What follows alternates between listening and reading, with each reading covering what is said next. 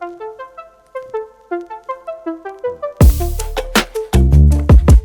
guys, welcome to Talking Philosophy and Fitness. My name is Omar Moreno, and today I wanted to share with you guys a little bit of what I went through this week in terms of talking to people, talking about fitness, talking about the quality of life, these issues. And I was reminded of a very common critique that I often hear regarding grade school and how pointless maybe some of the things that we learn in grade school are. And while in most cases that's a very common critique, because let's face it, they don't really teach us practical, life, um, you know, life-changing things like how to do your taxes, how to actually save money on your taxes, how to, for example, change the oil in your car. Right. So these practical, everyday little things that could help us down the road, right?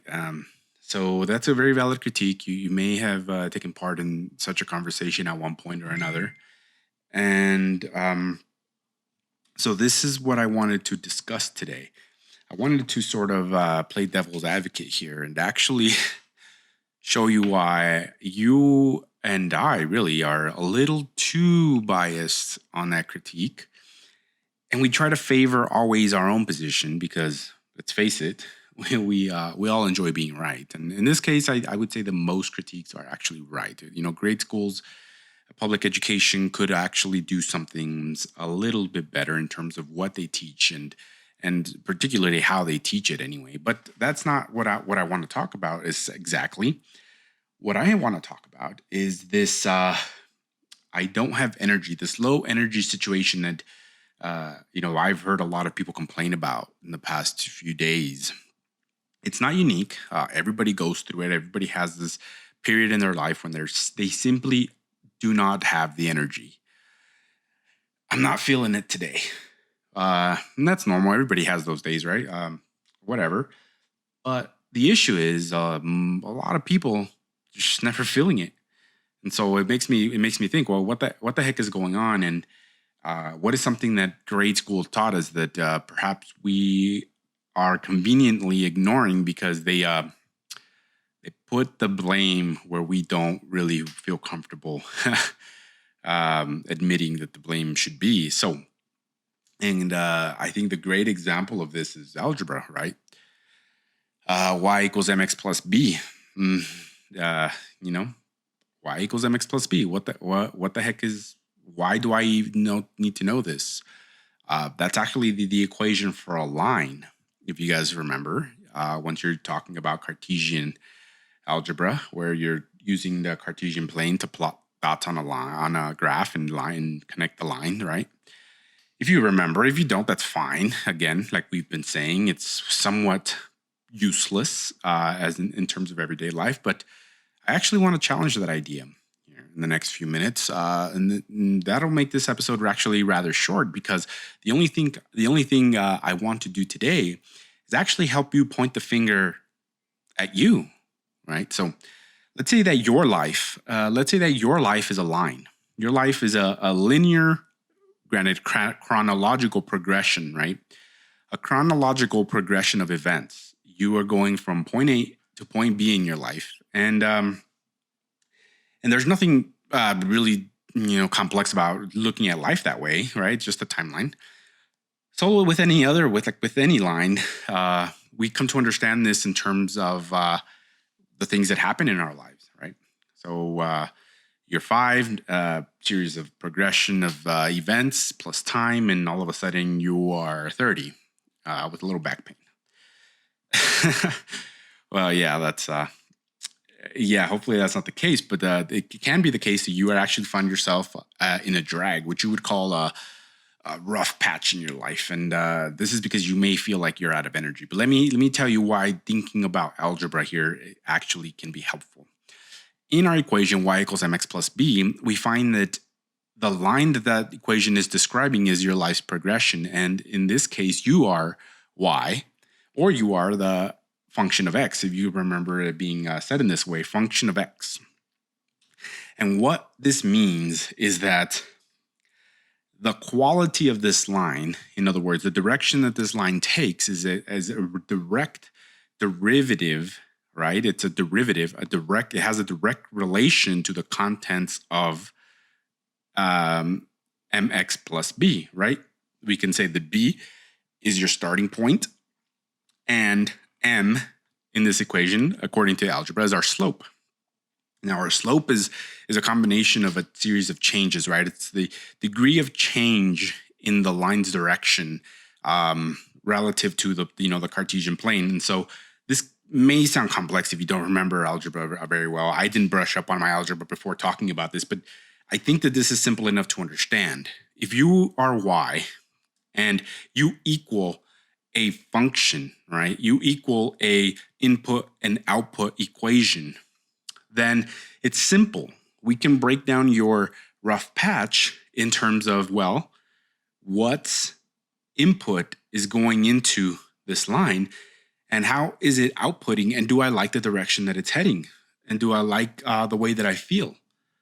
If the answer is no, then obviously, if you understand the concept of y equals, then you understand that there's some kind of input that you are giving to this line that is producing an output that you're not enjoying. And this is important because it puts the responsibility where it actually should be. It's in you. You are responsible for the direct outcome of this function, right? And so let me tell you something. If you have low energy, if you are just in a drag, then there's a real sense in which you may have some kind of issue that needs some kind of external help and attention. That may be a special case, but for the most part, we can always begin with the self-diagnosis by looking in the mirror, if you will, and addressing some of the issues that correlate directly with our energy production. We can go through the hormones, we can go through the nutrition, we can go through the exercise, the conditioning, the overall level of fitness, our sleep. And we'll find that if you're in a rough patch, it may have more to do with any one of these factors than something outside of your control, something that's just going on and you have little control over. And so really, this is what the algebra thing should help you realize. If you understand that some things are in direct relation to each other, and they produce an outcome based on the input, if you can understand that very basic principle of how a line comes to be and how we can understand to get from point A to point B with an equation, you understand that you and your position in this line in your life is a result of inputs and outputs. Seems simple enough, right? The only question is, are you willing to accept the responsibility that it takes to make a change in that, right? To make a change in that slope, make a change in where you're going to cross what axis, right? At what point. And so the rate of change in your life is actually going to depend a lot on you, right? If you wish a change to happen and you wish your line to go in a different direction, then some input has to change. You cannot expect the output to be different if the input has no change in it, right? We understand that from the basic algebra, from the basic notion of a function, of an equation, right? Of a y equals mx plus b, of if I feel down, feeling down is not the input. You're not inputting a low energy person into the world. You're actually outputting a low energy person into the world. You're outputting low energy efforts. You're outputting a unhappy or a less than happy person into the world. That's what you output. So you can't expect to solve anything by addressing the output. You have to solve this issue by addressing the input. And so you see that the basic lesson here in algebra that was so irrelevant and so unhelpful to our practical lives actually turns out to be a very powerful tool. You point the finger at you and you say, well, what input can I change? What input do I have control over? If it's your sleep, well, diagnose your sleeping habits. Understand the basic principles of sleep health. Okay, you need whether you like it or not, more than 6 hours of sleep. You may need up to 9. It is what it is. Now, if you fall somewhere in the middle, congratulations. Perhaps you can move on to the next area. How's your digestive health? Your digestive health has a lot to do with your hormone production. Needless to say, your energy production, because that's the beginning of the energy cycle, right? What you put into your body literally as food, as nutrition, has to do with how much energy you're able to produce. So let's talk about that. Now, we know that our body requires many things to function properly. Some of those are vitamins and minerals, phytonutrients, zoonutrients, water. How's that doing? Have you considered that perhaps what you output into the world is actually more a result of your lack of care for your micronutrient profile? Perhaps. Maybe let's talk about your emotional health, and that's how that's related to your hormone production. Are you giving your body the proteins and the fats that it needs, the healthy essential fats that it needs to produce the hormones that your body requires to be emotionally stable? Yeah, so the science behind that, correlation is a little complex, but the principle is simple to understand. Give your body what it needs and it'll produce what it has to, right? And so then we can go about, at least having the right physiological, atmosphere within our bodies to allow us to respond emotionally mature to our circumstances and our social relationships. See, this is what we're unwilling to accept, that we are the input, that we decide the input, that we have by nature an equation that's set up. But nature has left up to us what to input into this equation. And we're so focused on the output that we forget that we're in charge of the input. And so I want to take that lesson, the very simple algebraic concept of a line. And hopefully you can understand that you are in charge of this line and its progression and its continued development. And understand that unlike an algebraic line, your line is not infinitely moving. It has a start point and it has an end point. But you're more in charge of the directions, the rate of change, and at what point in time it crosses what axes than you think. So I want to encourage you to take a long look at the mirror that is your functions, your inputs, and your desired outputs, and stop focusing on changing the output by manipulating the output. And focus more on managing your inputs, taking care of the things for which nature has made you responsible.